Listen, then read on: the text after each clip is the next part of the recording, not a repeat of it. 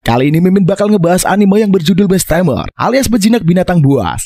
Menceritakan Rainsroth, seorang cowok dengan kemampuan pejinak binatang yang direndahkan habis-habisan oleh banyak orang. Kekuatannya dianggap gak berguna sama orang lain. Dia diminta bergabung dengan regu pahlawan untuk mengalahkan Raja Iblis. Namun karena dia dianggap cuma jadi beban, dia malah dihianati dan dibuang dari regu. Setelahnya Rain melakukan perjalanan seorang diri. Ia menaklukkan ras-ras terkuat yang ada.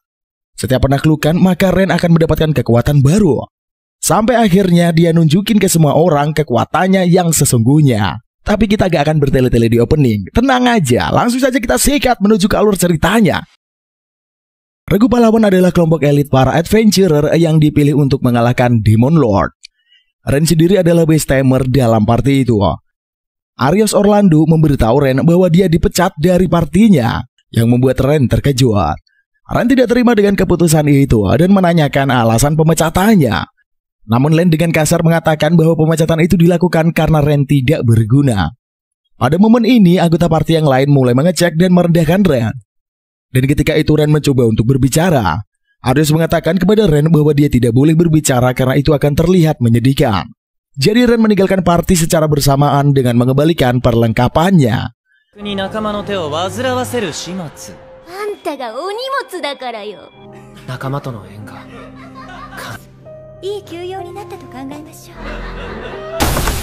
Rain termenung di pinggiran kota. Ia mulai memikirkan apa yang harus dia lakukan sekarang. Ketika Rain masih berpikir keras, beberapa anak kecil yang mengenalnya mendatanginya. Mereka bertanya apakah pekerjaannya sudah selesai atau belum. Kemudian mereka memintanya melakukan hal yang biasa dilakukan dan Rain dengan senang hati menerimanya. Rain melihat seekor elang terbang dan membuat kontrak sementara dengannya. Dia memerintahkan elang untuk menyapa anak-anak tadi, yang membuat mereka semua sangat bahagia.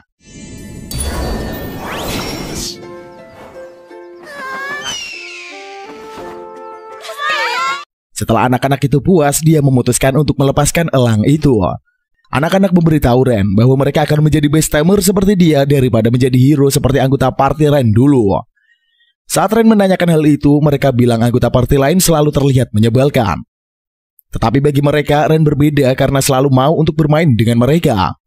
Mendengar hal itu, Rain mengingat perilaku menjegalkan orang-orang setiap kali dia berbicara tentang pesta hero. Berpikir sejenak, dia memutuskan untuk menjadi seseorang adventurer yang bebas.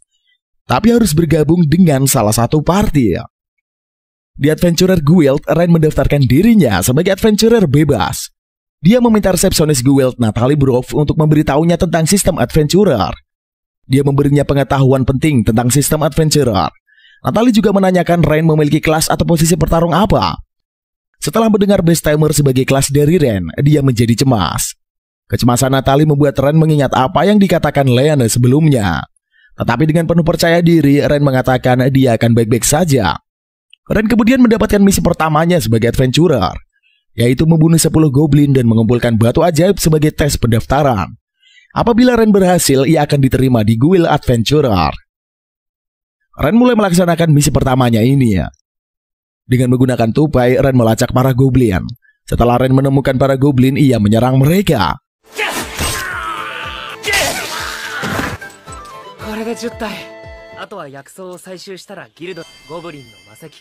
Dia membunuh mereka dan mengumpulkan batu ajaib. Misi pertamanya berhasil. Rain dengan puas akan menuju ke Adventurer Guild dan melaporkan. Dalam perjalanannya, Rain mendengar teriakan seseorang minta tolong. Ternyata teriakan itu berasal dari seorang gadis bertelinga seperti kucing. Gadis itu sedang terpojok oleh seekor killer tiger macan besar dengan taring yang besar. Rain berusaha menolong gadis itu. Dia mencoba untuk menggunakan pisaunya untuk menyerang killer tiger tadi. Tetapi kulit dari killer tiger itu sangatlah keras, bahkan sampai menghancurkan pisau milik Rain. Akhirnya killer tiger itu menyerang balik. Saat killer tiger berbalik dan memojokkan Rain, dia menyaksikan gadis itu melompat dengan kecepatan tinggi.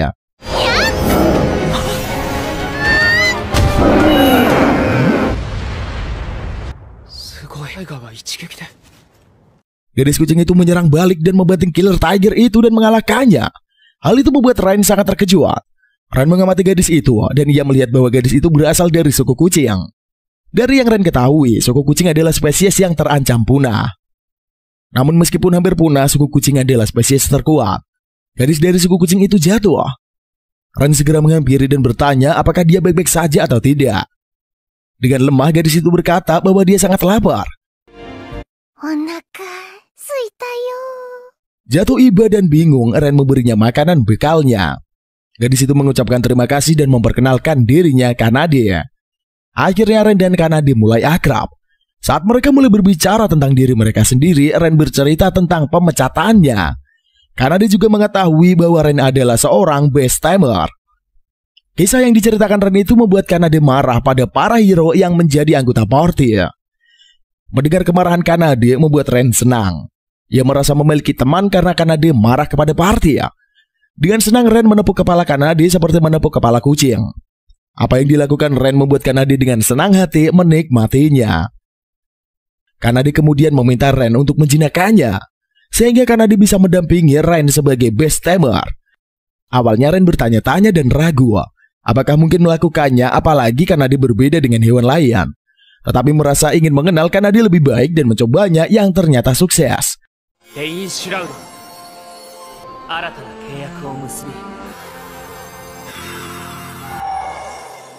Akhirnya Kanade menjadi pengikut dan pendamping pertama Ren.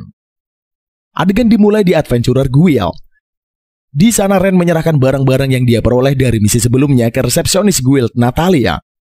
Natalia memberitahu Ren bahwa dia telah lulus uji coba Adventurer. Dengan itu dia sekarang dikenal sebagai Adventurer peringkat F.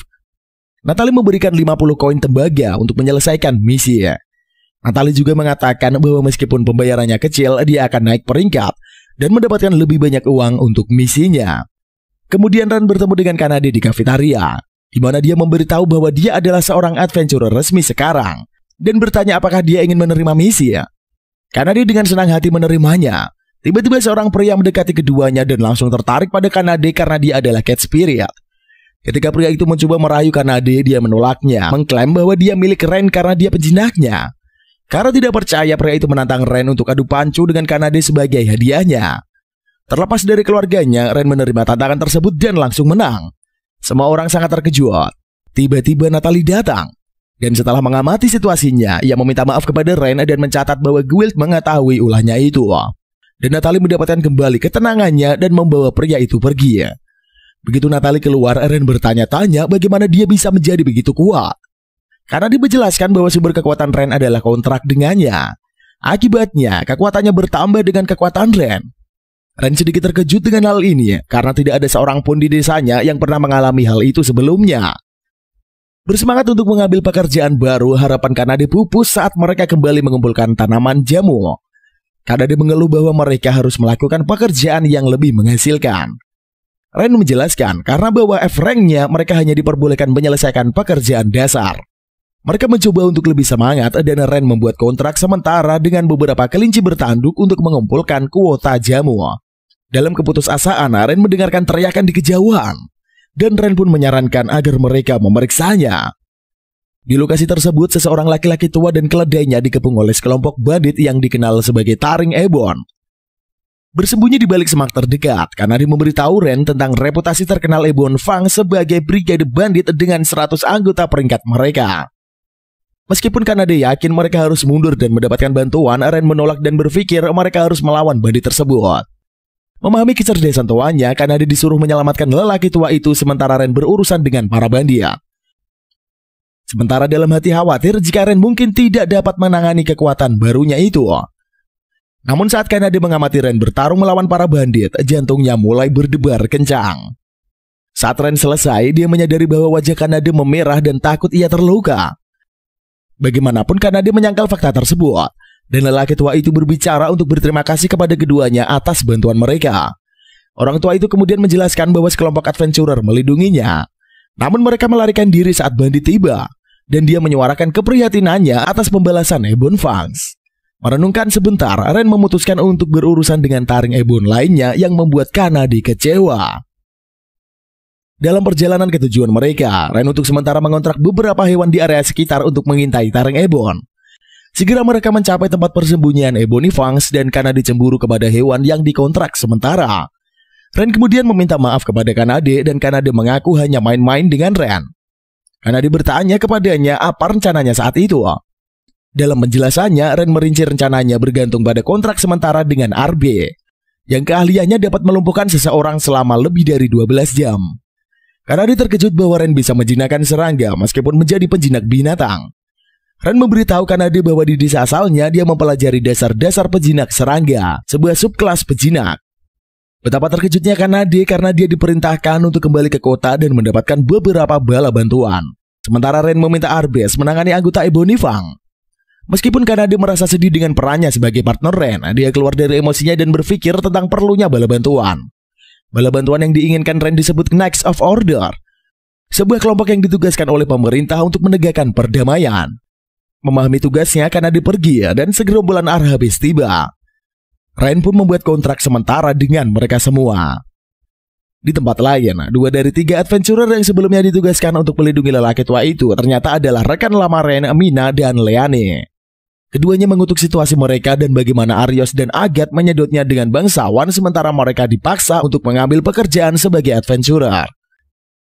Adegan kembali ke Ren. Arhabi berurusan dengan anggota taring Ebony yang tersisa dari Kanade yang tiba dengan bala bantuan. Saat bala bantuan menangani para bandit yang lumpuh, Ren memperhatikan bahwa hanya adventurer lah yang ada di sana dan tidak ada satupun anggota Knights of Order. Salah satu bala bantuan mengungkapkan bahwa Knights of Order tidak punya waktu untuk berurusan dengan banyak cut purses. Pada saat itu, 3 King Lizard yang mengamuk menerobos kadang kayu mereka dan menyerang anggota Ebon Fang dan kemudian Ren. Melalui upaya gabungan dari Ren dan Kanade, mereka berhasil mengalahkan monster yang memungkinkan para adventurer membawa anggota Ebony Fang keluar dari area itu. Akhirnya Ren dan Kanade keluar dari markas Ebony Fang dengan Kanade memegang batu ajaib King Lizard, dan mereka kemudian dipuji atas pencapaian mereka oleh sesama adventurer. Pujian itu diterima dengan baik oleh Ren, yang ingin dikeluarkan dari partinya Aryo karena tidak berguna. Meskipun Kanade sangat gembira bahwa mereka memiliki tempat tidur nyaman, Ren terpengaruh karena mereka harus berbagi kamar bersama oleh pemilik penginapan. Ren bernarasi menjelaskan bagaimana setelah mereka menyerahkan hadiah pada Ebony Fangs, mereka dipanggil kembali ke Adventurers Guild.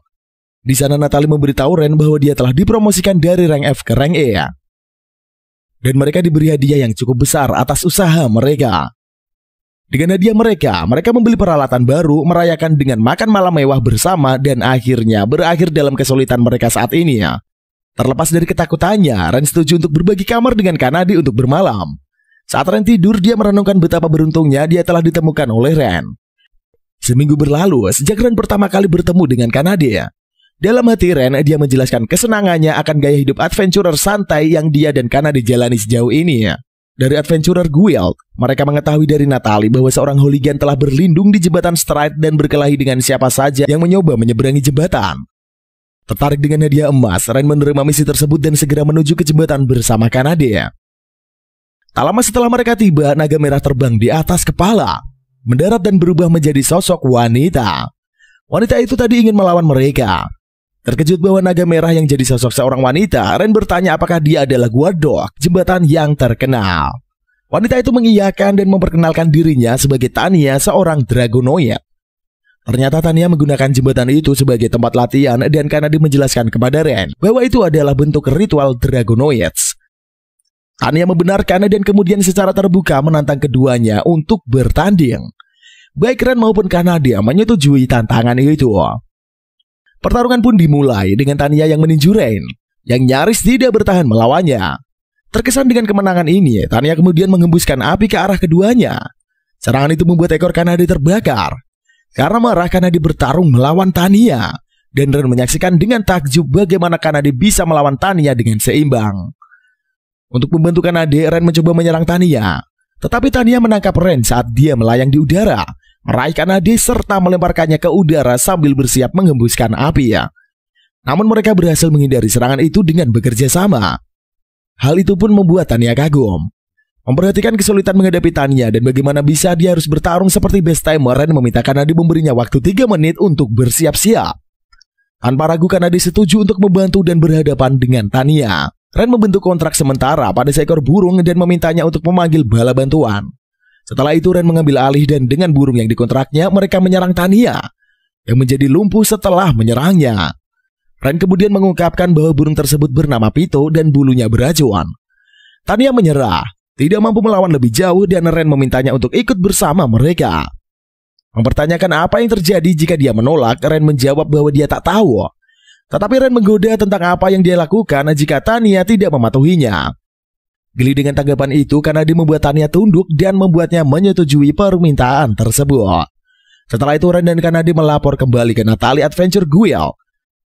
Sebelum Tanya dapat memperkenalkan dirinya, Ren menghentikannya dan tiba-tiba meninggalkan guild dengan tergesa-gesa. Di luar, Tanya membuat orang penasaran dan baik Ren maupun Kanade menghentikannya agar tidak ketahuan Tanya seorang Dragonoid. Di pinggiran kota, Tanya dimarahi oleh Ren yang mengizinkannya pergi. Tetapi Ren menegur Tanya agar tidak memulai masalah lagi setelah ini. Namun Tanya yang menyukai Ren menyarankan agar dia menjinakkannya juga, yang dengan enggan dia setujui dengan membuat kontrak dengannya. Malam itu di kota, Arios mengeluh tentang usaha sia-sia timnya di Lost Words yang mereka habiskan untuk mencoba melawan monster. Dengan Leane dan yang lainnya mengeluh bahwa tugas lamaran membebani grup, Arios memutuskan untuk merekrut Ren kembali ke grup. Hanya untuk mencampakkannya lagi setelah mereka menyelesaikannya. Sementara itu Ren tidur di lantai, Kanade dan Tanya pun berebut ranjang untuk tidur. Karena salah satu ranjang dekat dengan Ren dan bisa melihat Best-Tamer itu tidur. Adegan dimulai dengan narasi dari Ren. Ren menjelaskan tentang Slime dan timnya ditugaskan untuk menaklukkan monster itu yang meresahkan Kanade.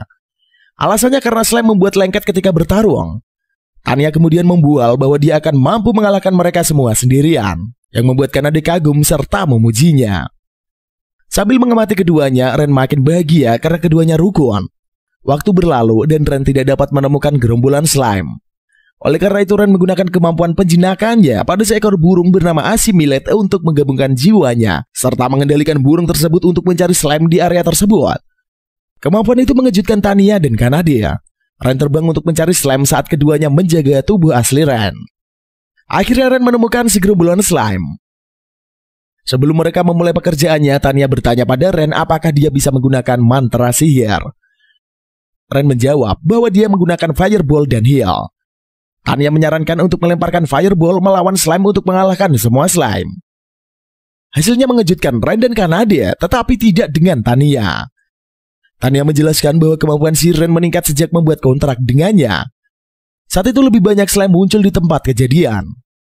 Dengan mengikuti arahan Tanya, Ren belajar bagaimana mengendalikan sihirnya dengan lebih baik. Ren berhasil menyelesaikan misinya dan kembali. Setelah itu Tanya dan Kanade berbicara dengan seorang gadis kecil di luar Adventure Guild, memberitahu dia bahwa mereka berhasil menyelesaikan misi penaklukan slime. Ren kemudian bergabung dengan kedua gadis itu. Dan setelah jalan-jalan di kota sepanjang hari, malam itu rombongan Ren menikmati makan malam di sebuah restoran. Setelah selesai, Ren mengungkapkan latar belakang desa asalnya. Bagaimana desa itu hilang suatu hari karena serangan monster. Waktu itu sekelompok adventurer menyelamatkan Ren. Dan Ren dibawa ke sebuah penginapan tempat dia bekerja selama bertahun-tahun sampai kelompok Arios merekrutnya. Dia bergabung dengan kelompok itu tanpa ragu-ragu. Ren percaya akan menjadi lebih baik dan bisa mencegah tragedi yang sama terjadi di desanya. Namun kelompok itu menganggapnya sebagai orang yang tidak berguna, yang menyebabkan pemecatannya dari regu pahlawan. Mendengar cerita ini membuat Tanya dan Kanade sedih. Tanya dan Kanade menjadi dendam kepada regu pahlawan karena sudah menyakiti Ren. Tetapi Ren meyakinkan mereka bahwa semuanya hanyalah masa lalu. Keesokan harinya, kelompok Ren bertarung melawan sekelompok orc. Salah satu orc itu berhasil menusuk lengan Ren dengan pisau. Best-Tamer itu tertusuk saat mencoba melindungi Tanya. Memastikan bahwa lukanya tidak parah, Ren kemudian menggunakan heal kepada dirinya sendiri yang langsung sembuh dari serangan orc. Ren menyarankan agar mereka mengumpulkan magic orc yang ditinggalkan oleh orc, serta menanyakan kepada Adventure Guild. Adegan lalu berpindah ke siang hari. Ren mengetahui dari Kanade bahwa Tanya ingin menyendiri. Tanya berdiri di jembatan menatap air sungai yang mengalir di bawahnya, merenungkan apakah dia telah melakukan hal yang benar atau tidak. Kemudian gadis kecil yang ditemui tempo hari datang dan berbicara dengannya. Tanya berbicara singkat dari hati ke hati dengan gadis kecil. Hal itu membuat Tanya semangat. Tiba-tiba Ren menemukan Tanya yang meminta maaf kepadanya atas tindakan Ren hari itu.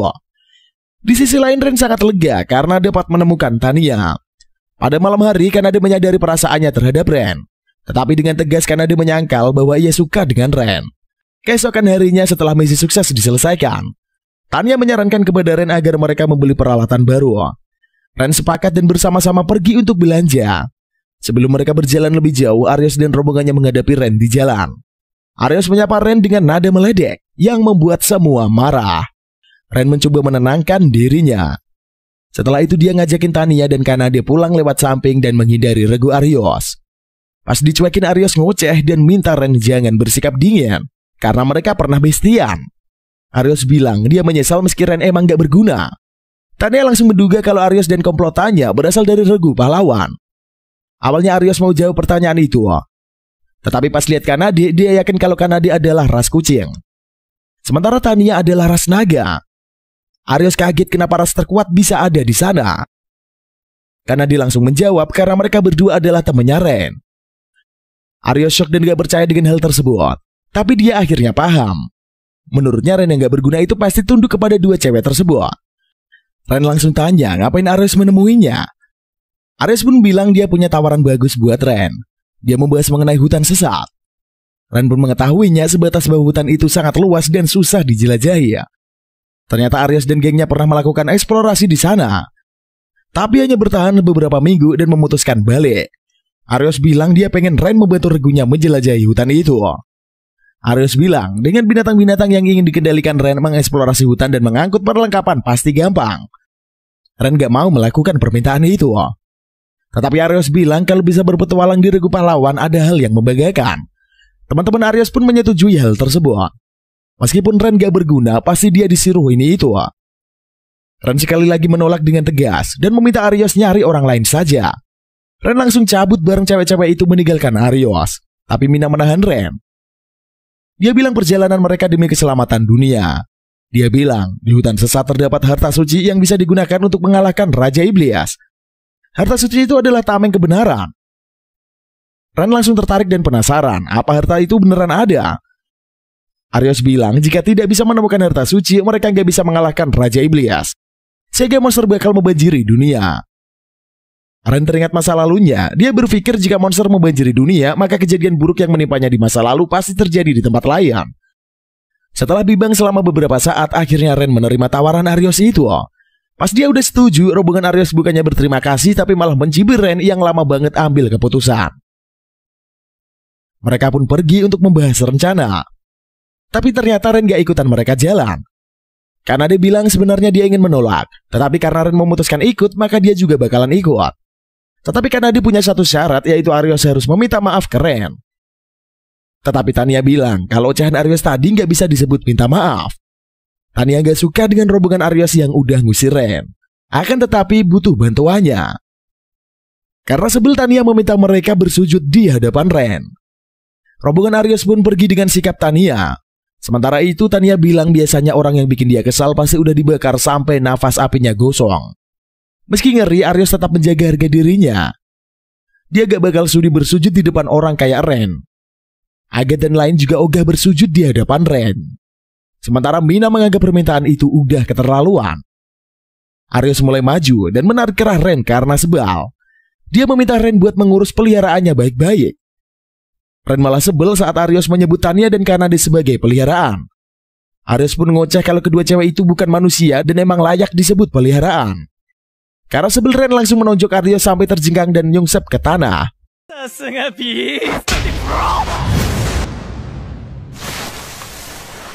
Aryos ngamuk karena udah ditonjok sampai nyungsep.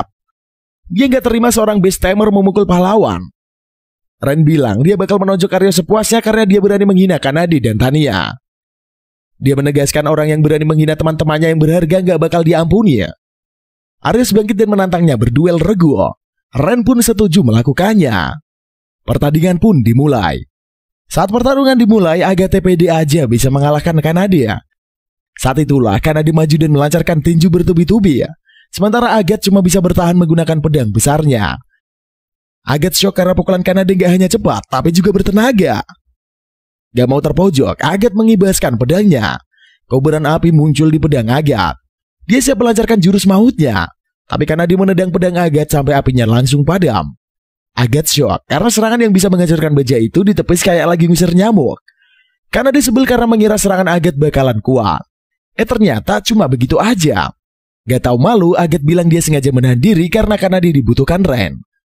Dia pun siap menggunakan full power. Aget mengambil kuda-kuda untuk menebas. Sekujur tubuhnya mengubarkan api yang membara. Tahu Aget pakai kekuatan penuh karena dia mutusin buat pakai setengah kekuatannya. Aget langsung shock karena mereka bisa diremehkan. Karena dibilang kalau lawannya serius, dia juga harus bertarung sedikit serius untuk dihormati ya. Cewek itu bersiap-siap sambil meminta Aget jangan dendam kalau dia babak belur. Aget langsung shock karena ternyata sejak tadi karena dia belum menggunakan setengah kekuatannya. Aget pun minder. Dia bertanya kenapa orang kuat kayak Kanade mulai mematuhi Ren yang gak bisa apa-apa. Kanade melompat sambil bilang karena Ren jauh lebih kuat dari kelihatannya. Dia menjotos Aget sampai ambyar dan membentur pohon. Hebatnya lagi, pohon yang ditabrak Aget langsung ambruk. Pas tahu Aget semaput, Kanade shock dan merasa dirinya udah kewalahan. Sementara itu Tanya udah bersiap untuk gelut melawan dua musuh.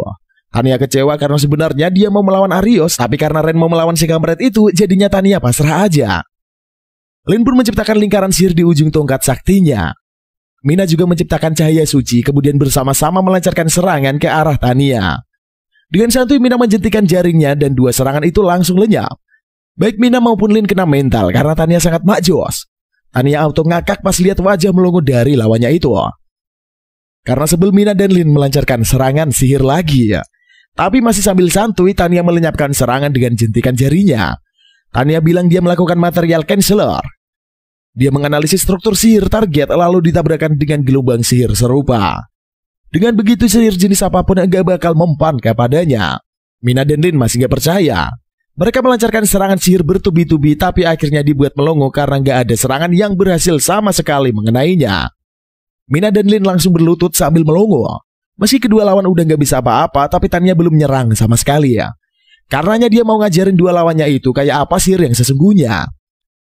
Lingkaran sihir merah terang tercipta di bawah Tanya. Saat itu juga langit mulai gelap diselimuti mendung.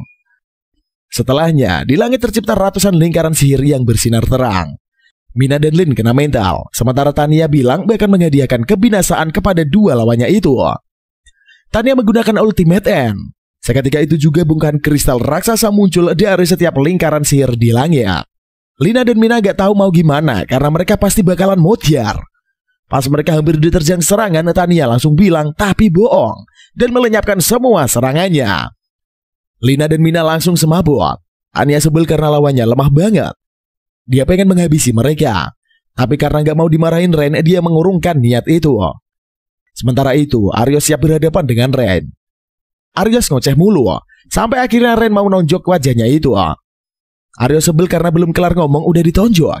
Ren bilang dia gak butuh dengar omongan yang gak mutu Arios. Setelahnya Arios mengeluarkan pedangnya dan melancarkan tebasan-tebasan mematikan ke arah Ren. Meski sebel sama Arios, tapi Ren harus mengakui kalau kemampuan berpedang Arios sangatlah pro. Dia hanya bisa menghindari setiap sabetan pedang yang dilancarkan Arios. Celakanya tubuhnya mulai luka-luka terkena beberapa sayatan. Meski begitu Ren tidak merasa takut sama sekali kepada Arios meski dia adalah pahlawan terpilih ya. Dia lebih takut saat bertarung melawan Tanya beberapa waktu lalu. Arios mencoba menikam Ren, tapi Ren secara mengejutkan bisa menahan serangannya dengan tangan kosong. Dia ganti menyerang dan mengejar perut Arios. Karena tajukan itu, Arios terlempar mundur dan kesakitan. Dia gemetaran karena tinju Ren sangatlah kuat. Ren meminta Arios untuk menyerah dan tidak melanjutkan pertarungan. Saat itulah sebuah ledakan tercipta di dekat Ren. Untungnya dia sempat menghindar. Arios pun sudah masuk ke mode menggunakan sihir pahlawan.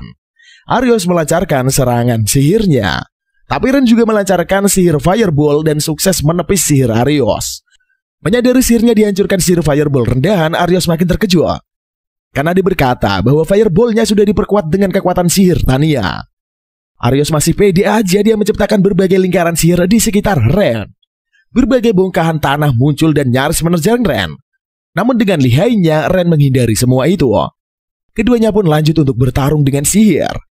Sampai akhirnya saat Arios ingin melancarkan serangan pamungkas, mendadak tubuhnya kesemutan dan jatuh. Ren datang dan mengingatkan Arios kalau dia bisa mengendalikan serangga juga. Ren memperkenalkan Arbisi Tawon Sakti yang punya racun pelumpuh. Arios kaget karena nggak tahu kalau Ren udah mengikat kontrak dengan Tawon. Ren bilang dia mengendalikannya saat ada di celah serangan-serangan Arios. Sambil menghadapi Arios, dia mengirim gelombang pikiran, mencari target yang tepat kemudian membuat kontrak sementara. Arios langsung ngeri dengan kemampuan Ren. Dia minta maaf, tapi Ren gak bisa maafin orang yang sudah menghina temannya itu. Dia melancarkan pukulan maut. Getaran dahsyat pun tercipta. Untungnya Ren menghajar tanah di dekat Arios. Karena kalau kena Arios, cowok itu pasti udah innalillahi ya. Setelah ngalahin Arios dan gengnya, Ren setuju buat pergi ke hutan tersesat. Setelah diberi peta, Ren dan dua cewek berangkat. Mereka sampai di hutan tersesat. Di sana mereka kebingungan karena cuma muter-muter di tempat yang sama. Ren menggunakan burung-burung buat menunjukkan jalan. Tetapi burung-burung itu juga cuma membuat mereka putar-mutar. Tania kemudian sadar ada sihir ilusi di sekitar sana. Dengan kemampuannya, dia bisa melewati sihir ilusi dan membawa Ren serta Kanade ke tempat tujuan mereka. Yang mereka tuju adalah sebuah pohon raksasa dengan kekuatan magis yang sangat hebat. Tania bilang tamengnya itu hanya bisa diambil dengan menghancurkan pohon tersebut. Dia meminta Kanade buat mukul pohon sampai remuk. Tapi Ren gak mau pohon itu dihancurin. Dia meminta Tania buat menguraikan sihir di pohon itu. Tania bilang prosesnya bakalan lama banget. Kanade gak mau nunggu terlalu lama, kemudian siap memukul pohon. Tapi dia terhenti pas ada cewek keluar dari dalam pohon. Mereka semua kaget pas lihat cewek itu muncul. Ren tahu kalau cewek itu adalah ras peri ya. Salah satu dari ras terkuat sama kayak kucing dan naga. Konon pas ras peri udah punah selama ratusan tahun yang lalu, cewek peri itu minta Ren dan rombongannya untuk pergi ya. Ren masih mencoba menjelaskan, dan cewek peri masih meminta mereka minggat. Pokoknya apa saja yang diucapin Ren, si cewek peri menjawab dengan nyuruh mereka minggat. Barulah karena Ren nyegel, dia bicara dengan kata yang lebih banyak. Cewek itu bilang kalau nggak pada minggat, dia bakal bikin mereka semua innalillahi wa inna ilaihi roji'un. Karena tahu ras peri itu super OP, Ren dan gengnya langsung lari kocar-kacir. Pas sudah jauh mereka beristirahat sambil mengatur nafas, untungnya cewek peri itu nggak mengejar. Karena dikaget karena si cewek peri itu mau nyerang. Setahunya ras peri itu biasanya bersahabat. Ren pun merasa aneh karena cewek peri mau nongol di depannya. Setahunya wajar kalau ras peri nongol di depan ras tikus atau naga. Tapi normalnya mereka gak mau nongol di depan manusia. Ren menduga pasti ada alasannya.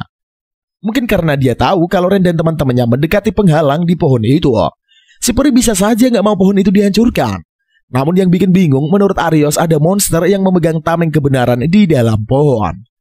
Ren bilang bahwa sebenci apapun ras peri terhadap manusia, mereka gak mungkin bekerja sama dengan monster. Tania bilang gak peduli sama alasan itu. Dia nyaranin buat segera ngambil tameng dan pergi ya. Tapi dia sedikit shock dan kabur. Tapi dengan persiapan yang oke, dia pasti bisa menahan sihir si peri ya. Sementara Kanade menghancurkan pohonnya. Tapi Ren punya rencana lain. Dia ingin mencoba membicarakan lagi sama peri itu. Tania dan Kanade kompakan bilang itu gak mungkin. Ren bilang dia cuma gak mau pakai kekerasan. Tapi dia emang kaget banget dan langsung kabur. Tapi kalau datang dengan baik dan tidak menunjukkan niat melawan, mereka pasti bakal ngobrol baik-baik. Ren menemui si cewek peri ya. Pas dia datang, si peri lagi-lagi menyuruhnya minggat. Ren bilang dia gak ada niatan melawan dan cuma pengen ngobrol. Lagi-lagi si peri nyuruh Ren minggat. Ren bilang gak akan merusak hutan itu. Dia cuma ada perlu dengan yang dijaga di dalam sana. Si peri bersiap menyerang lagi ya. Kali ini ya, Ren langsung pasang badan dan meminta si peri menyerangnya.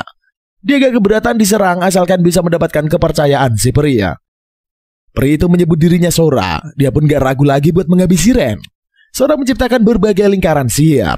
Semburan anak panah melesat dan menerjang ke sekitar Ren. Namun Ren yang berdiri tegar membuat Sora takjub. Beberapa anak panah melukai Ren, tetapi dia masih bisa berdiri ya. Dia pun berkata pengen ngobrol sama Sora. Mendengarnya Sora sedikit melunak. Dia gak percaya ada manusia seperti Ren. Karena manusia yang dia tahu itu jahat dan serakah. Sora merasa Ren mencoba menipunya, kemudian melancarkan serangan lagi ya. Saat itu Tania dan Kanade menahan serangan tersebut. Mereka gak mau Ren sampai terluka parah. Kanade berkata bahwa Ren udah menyelamatkannya dari bahaya. Ren juga sudah menolong banyak orang di kota. Tania bilang bahwa sebagai ras naga dia bisa menjamin bahwa Ren bukanlah orang jahat. Dia bilang sejak awal Ren emang gak mau merusak hutan. Karena dibilang Tania mau membakar hutan, tetapi dilarang Ren. Sora turun ke tanah dan bilang baru pertama kali ketemu orang-orang aneh kayak mereka. Sora pun mengelurkan tangan dan bertanya siapa nama Ren. Setelah Ren menjabat tangannya, Sora mau ngobrol dengannya. Sora pun tahu kalau mereka datang untuk mengambil tameng kebenaran menggantikan pahlawan. Tapi dijegat sama penghalangnya. Sora bilang dia memasang penghalang itu. Sora nggak bisa melepaskan penghalang. Karena ternyata penghalang itu adalah blokade yang menutup jalan ke desa peri ya. Dia gak mau ngambil resiko teman-temannya terancam bahaya. Sora juga bilang gak ada monster yang menjaga tameng. Bagian terdalam hanyalah jalan yang menghubungkan ke desa peri. Ternyata para ras peri lah yang mengamankan tameng kebenaran. Sora bilang kalau mereka memberikan tameng itu jika emang dibutuhkan kuat untuk mengalahkan Raja Iblis. Sora menghilang menjadi bola cahaya kecil. Sekejap kemudian dia muncul lagi sambil membawa tameng kebenaran. Sora bilang kalau dia benci manusia, tapi lebih gak bisa memaafkan monster. Ren pun menerima tameng kebenaran tersebut. Sora bilang kalau udah gak ada urusan rombongan Ren kudu minggat. Ren dan yang lainnya pun berjalan meninggalkan Sora. Saat mereka udah hampir jauh, Sora malah merasa sedih. Saat itu juga Ren berhenti dan balik menemui Sora. Dia tahu ada unek-unek yang mengganggu Sora. Sebagai ucapan terima kasih karena udah diberi tameng, Ren berjanji akan mendengarkan dan mencoba membantu. Sora ingin mengatakan sesuatu, namun tidak jadi. Jika dia mengatakannya, maka Ren dan yang lainnya bakal terlibat masalah. Ren bilang sebenarnya apapun masalah Sora, dia pasti bakal membantu. Tanya dan Kanade ikutan balik. Tanya bilang kalau Ren emang selalu kelewatan kalau mau membantu orang lain. Kanade juga meyakinkan Sora bahwa mereka lumayan kuat. Mereka bertiga pasti bisa membantu Sora. Dia memiliki saudara kembar bernama Luna. Meski sifat mereka berbeda, tapi mereka sangat rukun. Sora pun menganggap adiknya sangat berharga. Dia menjelaskan jalan yang terhubung ke desa ras peri tidak hanya satu. Ada beberapa jalan yang tersebar di seluruh penjuru dunia. Penghalang di hutan sesat itu dikelola oleh Sora dan Luna. Suatu hari mereka punya urusan dan keluar dari penghalang. Saat itulah mereka bertemu monster yang mengaku sebagai pasukan Raja Iblis. Namun monster itu mengejar, sehingga Luna dan Sora melakukan perlawanan. Sayangnya mereka berdua tak bisa mengalahkannya. Dan pada kejadian itu, Luna ditangkap monster. Nama monster itu adalah Shadow Knight. Ren ternyata memahami sesuatu. Dia tahu kalau Shadow Knight adalah monster rank C. Normalnya ras terkuat kayak peri gak mungkin kalah melawannya. Tapi Shadow Knight memiliki karakteristik yang merepotkan. Monster itu bisa menetralkan sihir sehingga Shadow Knight hanya bisa diserang secara fisik. Karena ras peri adalah spesialis sihir, maka jelas saja Shadow Knight bisa menyulitkan ras peri. Sora bilang tujuan Shadow Knight adalah mengalahkan ras terkuat yang menjadi musuhnya. Dia memerintahkan Sora melepas penghalang kalau ingin Luna selamat. Tapi Sora gak mungkin mengambil keputusan yang membahayakan seluruh ras peri. Sora mengingatkan hal itu kepada kepala desa, tapi Pak Kepala Desa malah meminta Sora untuk merelakan Luna. Saat itulah Ren berjanji akan menyelamatkan Luna dan mengalahkan Shadow Knight. Sora pun terharu dan memeluk Ren. Sora menjelaskan bahwa Shadow Knight memintanya melepaskan penghalang hutan sebelum matahari terbenam. Jika menolak, maka Luna bakal innalillahi. Ren bertanya di mana Shadow Knight berada. Sora pun menunjukkan arah Shadow Knight berada. Ren pun berangkat, sementara Sora menunggu mereka di dekat pohon. Setibanya di tempat Shadow Knight, mereka melihat Luna yang terikat. Ren maju dan menyerang Shadow Knight dengan Fireball. Tapi monster itu bisa menetralkan sihir. Shadow Knight pun bilang sihir gak mempan melawannya. Saat itulah Kanade nongol dan mengejarnya dengan serangan fisik. Ren juga maju dan melancarkan tinju maut. Shadow Knight itu pun terkejut. Dia mengagumi kekuatan kedua lawannya. Dia bertanya apakah Ren merupakan pahlawan. Namun Ren membantahnya. Akhirnya Shadow Knight tahu mereka dimintai tolong Sora. Karenanya Shadow Knight pengen beraksi menghabisi Luna. Untungnya Tiana muncul dan membebaskan Luna yang semaput. Tanya membawanya terbang dan menyerahkan pertarungan ke Ren dan Kanade. Si monster ngamuk. Serangan-serangan Kanade dan Ren gak ada yang berhasil mengalahkannya. Malahan si monster melancarkan serangan ganas yang bikin area sekitar kacau balau. Ren dan Kanade bersembunyi dari ancaman. Ren bilang dia akan menahan tubuh Shadow Knight dan meminta Kanade melancarkan pukulan sekuat tenaga. Namun Kanade bilang pasti butuh lebih dari satu pukulan untuk menumbangkan monster tersebut. Ren menenangkannya dan bilang kalau dia punya rencana. Ren menjalin kontrak sementara dengan sekawanan tawon beracun. Dia tahu tawon itu nggak bisa melumpuhkan Shadow Knight, tetapi setidaknya bisa menahan pergerakannya beberapa saat. Sekumpulan tawon pun muncul dan menyerang Shadow Knight. Saat monster itu sibuk sama tawon, Ren menggunakan sihir misterius kepada Kanade. Seketika itu juga Kanade mengalami lonjakan energi. Dia maju ke arah Shadow Knight dan menghabisinya dengan sekali pukul. Monster itu pun melebur lenyap. Kanade bertanya apa yang dilakukan Ren barusan. Ren pun menjelaskan kalau dia menggunakan sihir bos. Dengan sihir itulah dia bisa meningkatkan kekuatan siapapun yang sudah mengikat kontrak dengannya. Dia sudah lama bisa menggunakan sihir bus, tetapi baru benar-benar bisa praktek pas udah memiliki kekuatan sihir Tania. Setelahnya Tania turun membawa Luna. Dia penasaran kenapa Ren bisa menggunakan sihir yang udah langka itu. Ren cuma bilang dia mempelajarinya sewaktu di desa dulu. Setelahnya mereka pun kembali menemui Sora. Melihat Luna berhasil diselamatkan, Sora pun sangat senang. Kedua saudara kembar itu pun berpelukan dengan bahagia. Setelahnya mereka berterima kasih kepada Ren dan teman-temannya. Ternyata Sora dan Luna memutuskan untuk pergi meninggalkan desa peri. Alasannya karena Pak Kepdis udah menganggap Luna gak ada. Mereka gak akan menerima Luna lagi. Karenanya mereka harus mengembara. Kanadi dan Tania kemudian menawari kedua peri buat bergabung ke geng mereka. Ren pun menyambut dengan senang hati kalau Sora dan Luna mau ikut berpetualang bersamanya. Kedua saudara kembar itu pun bersedia. Malahan mereka ingin membuat kontrak dengan Ren. Mereka merasa hutang budi karena udah dibantu. Kemudian pengen gantian membantu Ren sekuat tenaga. Ren khawatir karena membuat kontrak dengan ras terkuat itu sangat sulit. Dia belum memahami pola sihir untuk membuat kontrak dengan ras peri. Namun setelah diyakinkan Tania, dia pun mau melakukannya. Mereka semua bersiap dan Ren mulai melakukan ritual kontrak. Setelah melakukannya dengan sangat hati-hati, kontrak berhasil dibuat. Ren langsung letoi karena meladeni dua cewek sekaligus. Setelahnya mereka semua pergi ke kota buat ngasih tameng kebenaran. Ren menemui grup Aryo seorang diri, sementara cewek-cewek sembunyi di kejauhan. Ren gak mau mereka dihina lagi, makanya mutusin buat temenin Aryos dan gengnya sendirian. Pas dia nunjukin tameng kebenaran, Aryos dan gengnya kaget. Aryos merasa aneh karena baru 2 hari sejak Ren berangkat, dia udah berhasil ngebawa tameng sakti ya. Aryos bilang dia dan grupnya menghabiskan waktu semingguan dan masih belum bisa berhasil. Dia pun curiga tameng kebenaran itu palsu. Ren udah males nyuruh Aryos memeriksa keaslian tameng itu sendiri ya. Mina menggunakan sihir untuk mengecek keaslian tameng tersebut. Dan dia berkata kalau tameng itu emang asli ya. Agat sama Lin shock karena ucapan Ren ternyata bukan bualan. Aryos bertanya gimana cara Ren mendapatkannya dalam waktu yang begitu singkat. Ren gak mau menjelaskan terlalu detail. Dia pun minta segera dibayar. Aryos memberikan 20 koin emas. Setelah dibayar, Ren pergi sambil berjanji gak mau bergabung lagi dengan mereka lagi ya. Tapi pas Ren belum jauh, Agat memintanya berhenti ya. Ternyata dia bertanya apakah Ren mau balik ke regu mereka atau tidak. Aryos langsung protes karena dia gak akan pernah mengizinkan hal itu terjadi ya. Agat pun bilang kalau itu emang cuma keputusan pribadinya. Tapi dia meminta Aryos mempertimbangkannya. Agat bilang bahwa gak bisa dipungkiri mereka butuh bantuan Ren. Bahkan Ren bisa menaklukkan hutan sesat yang gak pernah bisa mereka lakukan. Aryos terpaksa mengakuinya. Lin dan Mina pun setuju. Agat menawari Ren untuk kembali menjadi teman mereka dan melupakan masa lalu. Namun begitu masa lalu diungkit, Ren masih malah sebel. Dia merasa bego udah pernah menganggap mereka semua teman di masa lalu. Saat itulah Kanade dan cewek-cewek menemui Ren. Dia mengajak Ren pergi bersama mereka. Agat bilang kalau dia mengalahkan Raja Iblis, Ren bisa mendapatkan status, ketenaran, dan kekayaan. Ren bilang dia gak butuh itu.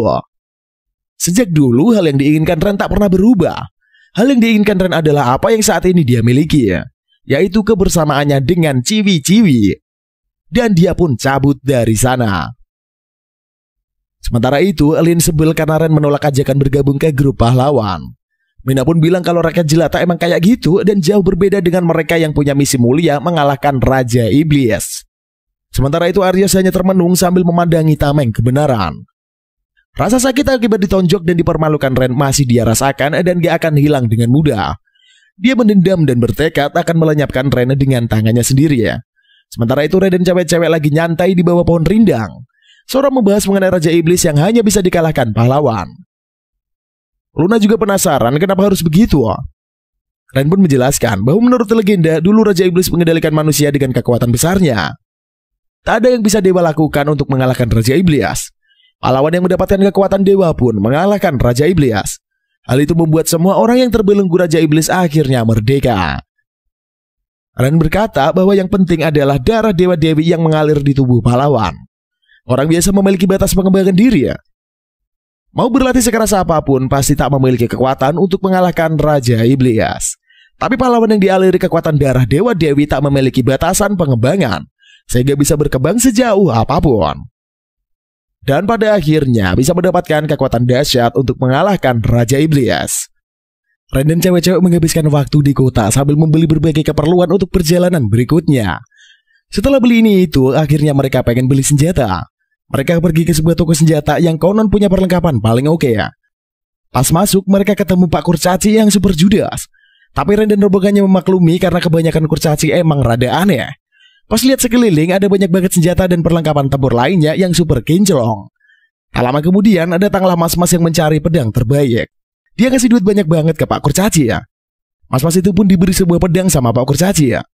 Pas dicek si mas-mas ngerasa pedang itu emang oke ya. Kemudian pergi dari toko dengan riang gembira. Pas sudah pergi, Ren mengungkapkan rasa penasarannya ke Pak Kurcaci ya. Dia yakin kalau pedang yang dibeli mas-mas itu tadi bukanlah pedang terbaik. Malahan setelah dilihat-lihat, meski semua perlengkapannya di sana kinclong-kinclong dan berkualitas bagus, tapi Ren ngerasa nggak ada yang istimewa.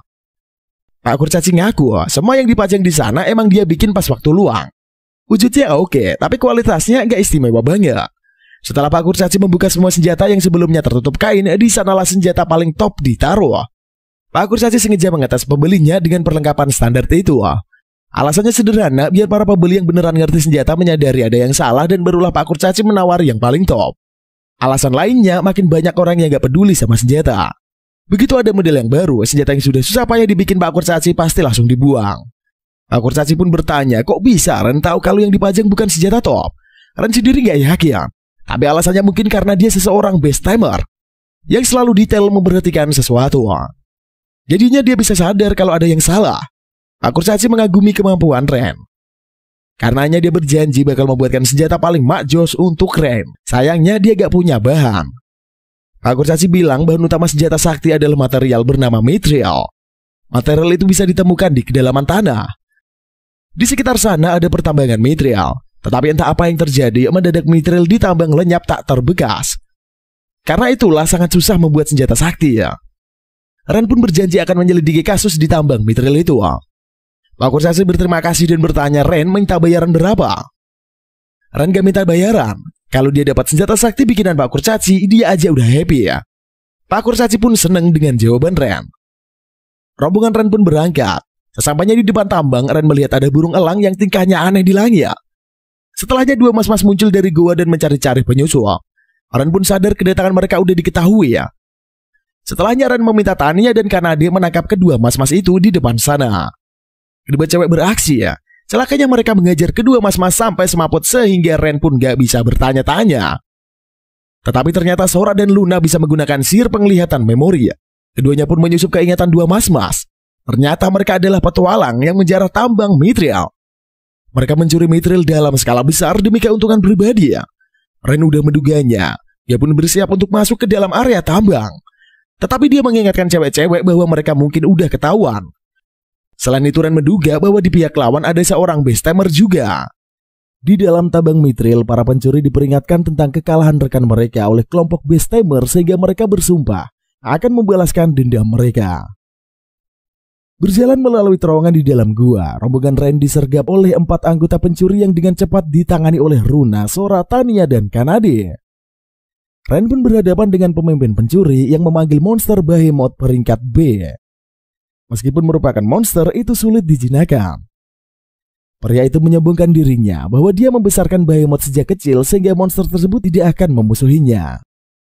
Pertarungan Ren melawan Behemoth menyebabkan tambang berguncang dan hancur.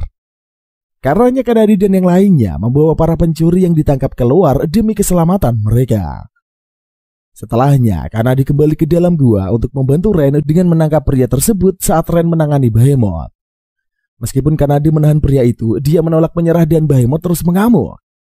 Sehingga Ren menimpa kendali Behemoth dan menjadikan monster tersebut sebagai bawahannya. Namun pria itu tidak terima dan memprovokasi Behemoth untuk membunuh Ren. Ren pun langsung melemparkan bola api untuk mengalahkan monster tersebut. Di luar tambang, pencuri pergi untuk membalas dendam terhadap Gans karena menjual senjata dengan kualitas lebih rendah.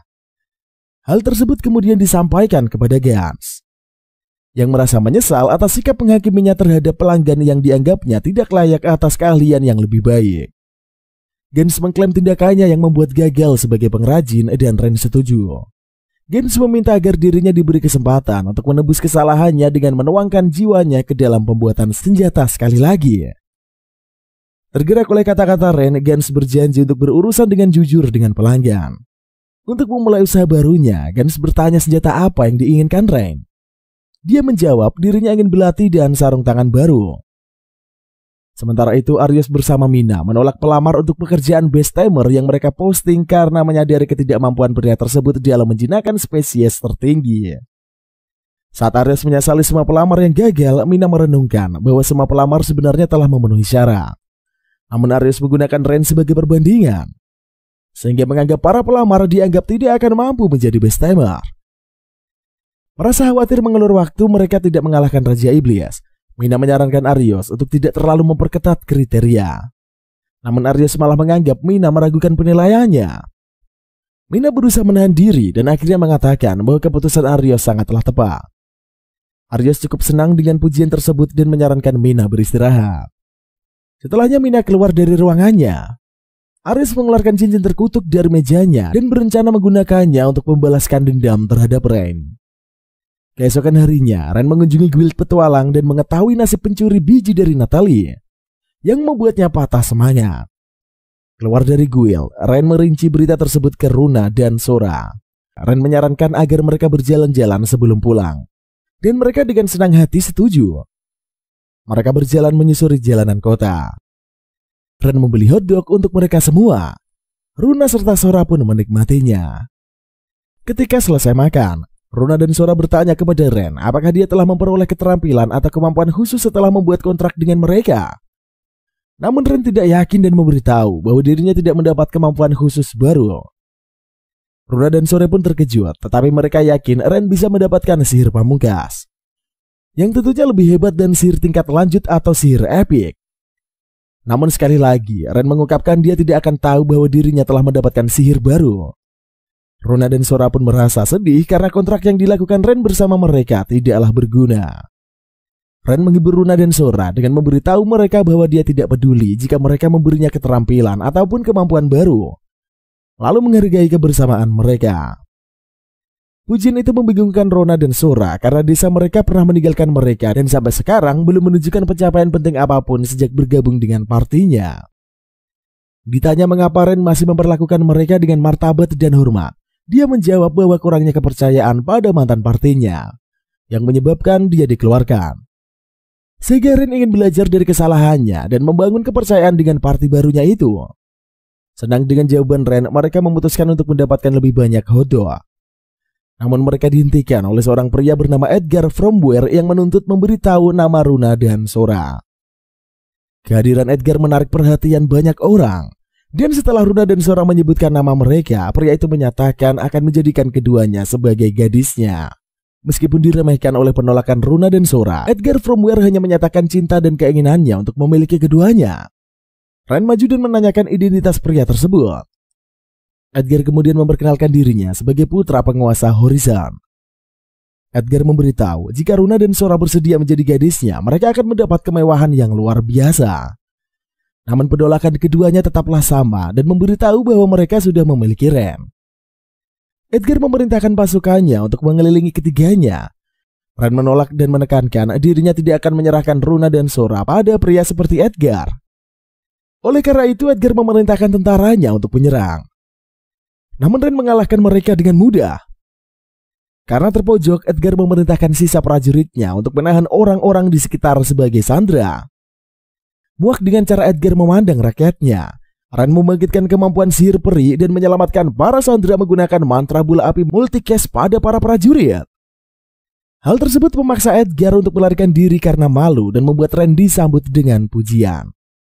Namun seorang wanita di kerumunan memperingatkan bahwa mereka harus meninggalkan Horizon demi keselamatan saat seseorang berjubah mengawasi dari kejauhan. Di penginapan, Runa dan Sora menceritakan apa yang terjadi pada Kanade dan Tania. Mereka menduga kontrol si Rain telah meningkat setelah membentuk kontrak dengan Runa dan Sora.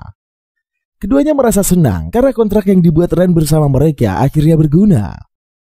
Kanade mengungkapkan kekesalannya tentang Edgar yang berniat menculik Runa dan Sora berkat pengaruh ayahnya sebagai penguasa Horizon.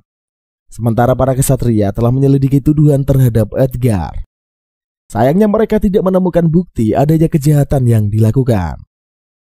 Setelah mempertimbangkan apa yang harus dilakukan, akhirnya diputuskan bahwa Rain dan kelompoknya akan mengalahkan Edgar dan menyelamatkan kota. Malam itu di Manor Fromware, Edgar berbicara dengan ayahnya dan setelah dia pamit, Edgar membayar kesatria Gilead untuk mengawasi Ren. Begitu dia pergi, Edgar memanggil seseorang budaknya dan mulai memukulinya karena tidak memenuhi harapannya yang aneh. Keesokan harinya, Ren dan Kanade mengunjungi markas besar Ordo Kesatria untuk mengajukan pengaduan resmi terhadap Edgar. Namun pengaduan tersebut ditolak karena telah dilaporkan sebagai perkelahian kecil dan tidak diselidiki lebih lanjut. Ren berpendapat bahwa para kesatria bersekongkol dengan Edgar. Mereka kemudian didekati oleh wakil kapten kesatria bernama Stella yang meminta bantuan untuk menjatuhkan Edgar. Percaya pada penilaian Kanade tentang pendapatnya tentang Stella, Ren setuju untuk membantunya sekaligus membersihkan korupsi di dalam Knight of Order untuk menjebak para kesatria korup. Stella meminta bantuan dari beberapa kesatria terpercaya di divisinya. Dan Ren pun mendapatkan sarung tangan barunya dari Gans. Menjelang malam, jebakan yang dipasang di gudang dikabarkan memiliki bukti yang memberatkan Edgar. Dan dengan demikian, Knight of Order yang korup dikirim untuk menyelidiki. Begitu mereka memasuki gudang, pintu masuknya ditutup dan para kesatria selain Jilat tersingkir. Menghadapi atasannya, Stella dengan air mata mengalahkan Jilat dalam pertarungan 1 lawan 1. Sementara itu di Fromware Manor, Edgar menerima berita tentang penangkapan Jilat dan melampiaskan kekesalannya kepada budaknya. Hyros mendatangi Edgar dan menjelaskan bahwa Ren ini adalah seorang best-timer yang berhasil menjinakkan beberapa ultimate spesies. Dia kemudian memberinya cincin terkutuk dengan kepura-puraan. Itu adalah benda ajaib yang membawa kematian kepada targetnya. Beberapa tentara di depan rumah Edgar menghadang dan memperingatkan Stella serta para kesatria untuk tidak masuk lebih jauh. Stella mengumumkan nama dan gelarnya yang menyatakan kedatangan mereka ke tempat itu untuk melakukan pemeriksaan. Ketika para tentara menanyakan keberadaan Komandan Jilat, Stella memberitahu bahwa Jilat telah ditangkap dengan tuduhan korupsi. Karena tentara menolak untuk mematuhi perintah Stella, Tanya dan Kanade pun turun tangan. Menyebabkan kedua tentara itu memberitahu rekan mereka bahwa mereka sedang diserang. Dikelilingi oleh banyak tentara, Tanya dan Kanade menerobos gerbang utama saat Edgar mengawasi dari kamarnya. Edgar mengklaim Kanade dan Tanya sebagai ras terkuat yang telah dijinakkan Ren Shroud. Ia berencana menggunakan cincinnya untuk membunuh Ren dan membatalkan kontrak sehingga mereka tidak akan menyerangnya lagi. Edgar beranggapan jika Ray berhasil dihabisi, dirinya lah yang akan menjadi master baru untuk mereka. Sementara itu Rainer, Runa, dan Sora berhasil menyusup ke ruangan bawah tanah mansion dengan harapan bisa menyelamatkan para sandera yang ditahan di sana. Runa terlalu bersemangat sehingga Sora harus memperingatkannya bahwa mereka datang untuk menolong para sandera diam-diam. Runa menggunakan sihir material search dan berencana untuk menteleportasikan setiap sandera yang mereka temukan keluar dari mansion secara ajaib. Tak lama kemudian, Runa mengungkapkan keberadaan para sandera di basement. Namun selain itu, dia juga mendeteksi tanda magis besar yang diyakini bukan berasal dari manusia, karena jumlah kekuatan sihirnya yang setara dengan Sora dan dirinya. Ren mencurigai kemungkinan ras terkuat lain ditahan di sana. Namun dia juga merasa aneh, yang memikirkan bagaimana ras terkuat bisa ditahan dan diculik seperti warga kota.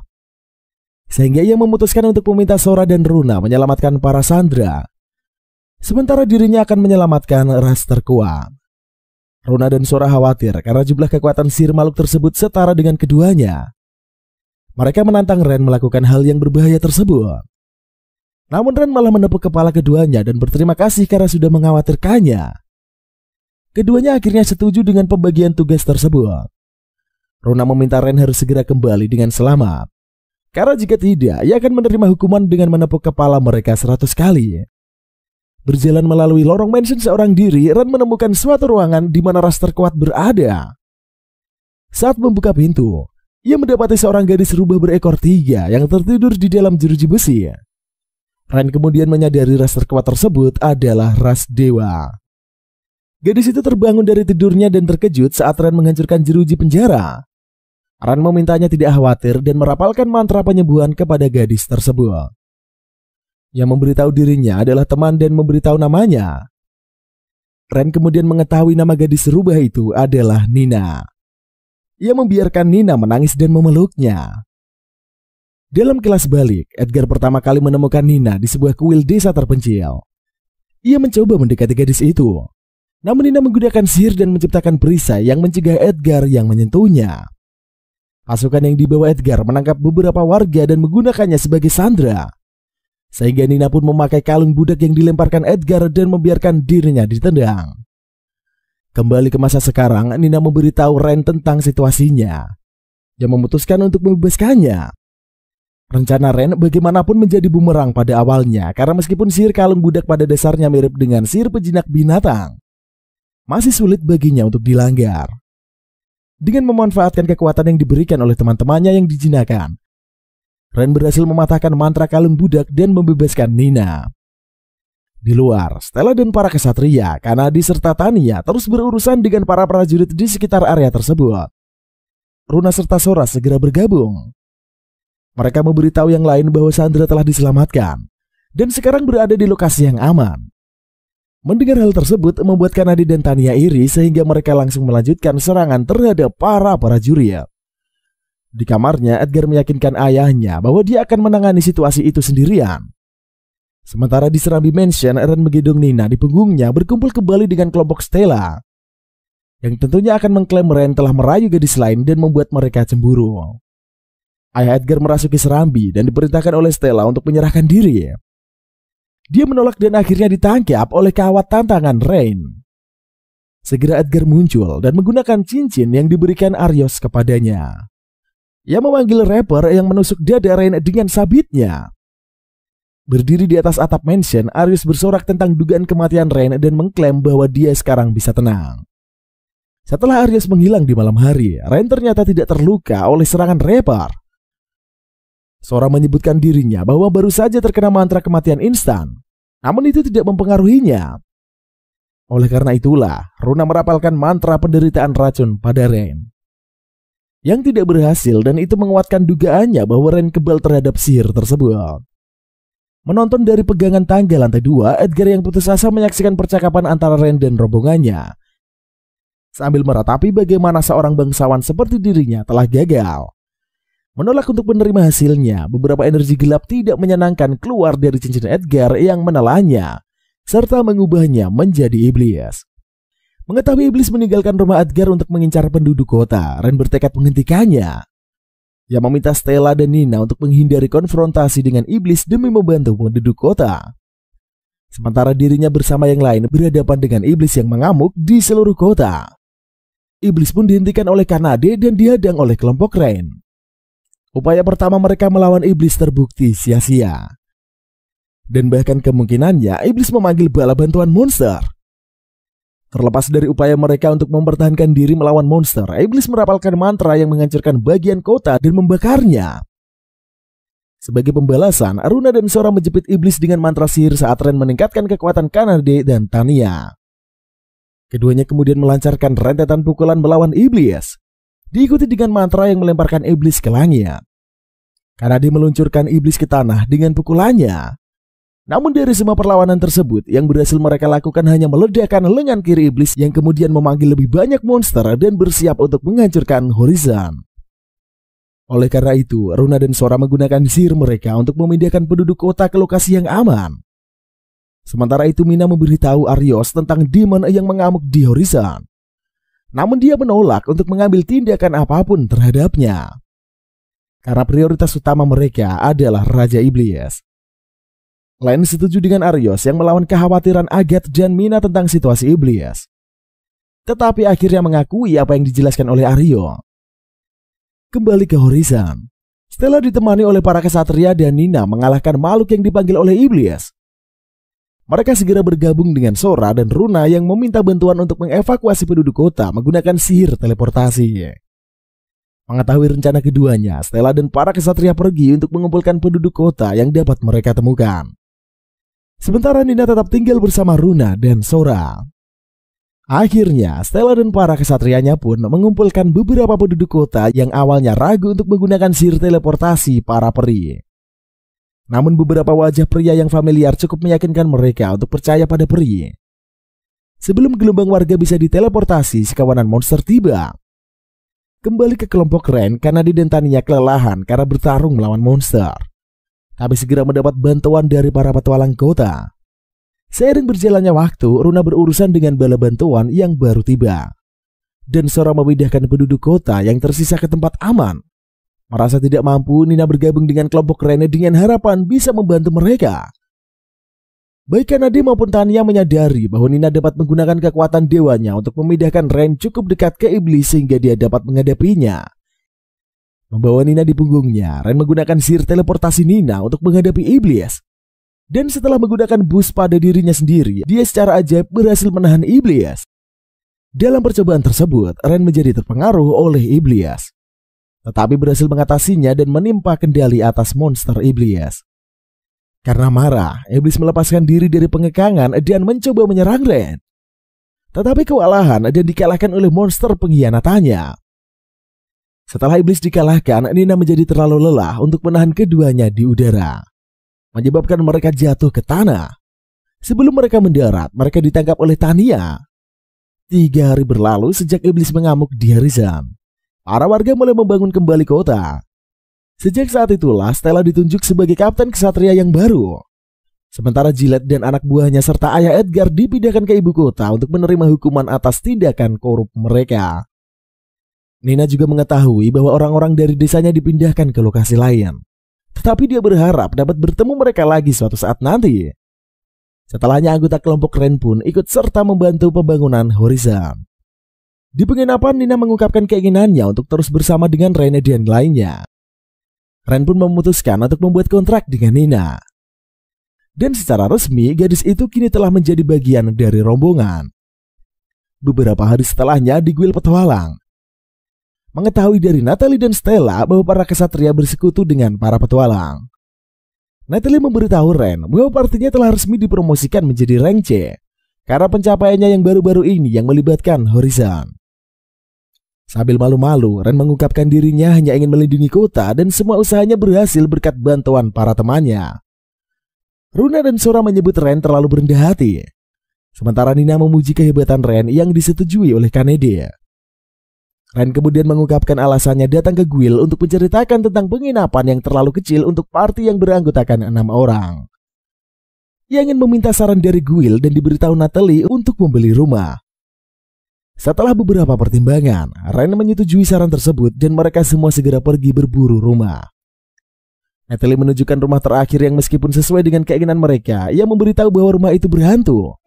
Natalie juga menyebutkan berbagai kejadian yang terjadi di rumah tersebut yang membuat orang enggan membelinya. Oleh karena itu, Ren memutuskan untuk menyelidiki tempat tersebut sebelum memutuskan untuk membelinya. Saat memasuki ruang tamu, suara tanpa tubuh meminta Ren dan lainnya untuk keluar. Hantu pembantu muncul di hadapan mereka. Mengambil tindakan, Sora dan Runa melemparkan Holy Circle di atasnya. Namun, hantu dengan cepat mengelak. Mereka kemudian menyadari bahwa hantu tidak memiliki cara untuk menyerang dan memutuskan untuk menghantui Kanade yang ketakutan. Setelah mengejar hantu di sekitar rumah, Sora dan Runa memasang Secret Seal di sekitar ruangan untuk mencegah makhluk astral melarikan diri.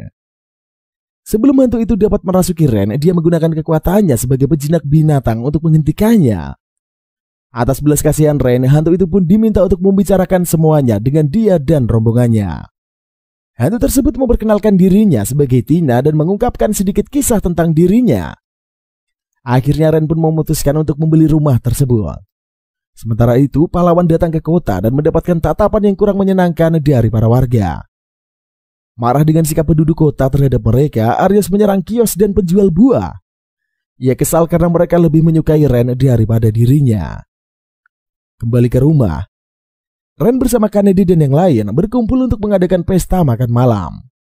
Ren merenungkan betapa beruntung dirinya setelah bertemu dengan semua anggota partinya. Ia kemudian mengingat masa lalunya dan seluruh hal yang telah dilewatinya. Ren tidak sadar dirinya menangis saat kilasan orang tuanya muncul. Ketika mendengar Kanade memanggilnya dan menatapnya dengan khawatir, Ren berlinangan air mata karena menahan lapar. Setelahnya, Ren bersama yang lain menghabiskan sisa malam dengan makan bersama. Dan film pun usai. Terima kasih buat kalian semua yang telah menonton video ini dari awal sampai akhir. Jangan lupa like, comment, dan subscribe, share juga ke teman-teman kalian. Sampai ketemu di konten-konten selanjutnya. See you in the next video and bye-bye.